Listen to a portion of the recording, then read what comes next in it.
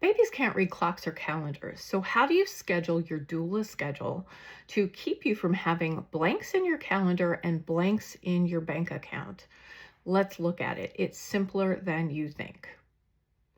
I'm Robin Elise Weiss. I've trained over 10,000 doulas to run their doula business, and I can absolutely help you. The first thing I want you to think about when coming up with your schedule is I want you to think about the fact that rather than think of it as a calendar and how many people you have due, right, in which week, I want you to think of how many clients you take per month. And that way it becomes more like a pipeline. So if you have 3 clients per month and you're booked out for 5 months, you have 15 clients. So I want you to think of it as, right, I take X number of people per month, and it doesn't matter whether they all fall on the 15th or one is the 1st, one is the 15th, and one is the 30th. You just have 3 people who are due in the month of October. Now, another way to think about this is you could add a layer of thinking about, is this their first baby or is this not their first baby? We know that it takes a little bit longer, sometimes a lot longer, to have that first baby. And therefore, some doulas will say, I take 1 primip and 2 multips for a total of 3. Or they could take 3 multips, but they would never take 2 primips and 1 multip because the primips take longer.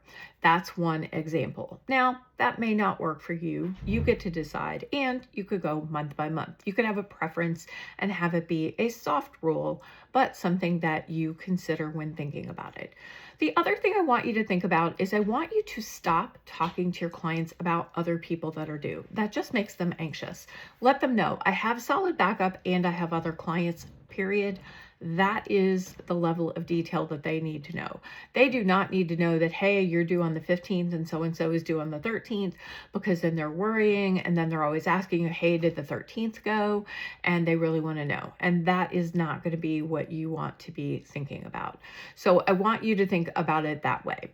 So as you're going through, as you're thinking about this, you're not worried about all of the how many people am I going to take, etc. The other thing that I want you to think about is, as you're thinking about filling your calendar, I want you to realize that it does balance out. Do people ever have their babies on the same day? Yes, highly unlikely. It does balance itself out. And when it doesn't, that's why you have backup. So what you're going to do is you are going to focus on the clients that you have and not worry about the rest. The calendar will sort itself out, even though babies don't read those clocks and calendars. So if you want more information and other tips and tricks about how doulas check their calendars, I want you to check the link below for more information on how other doulas do it. Good luck. Have a great week.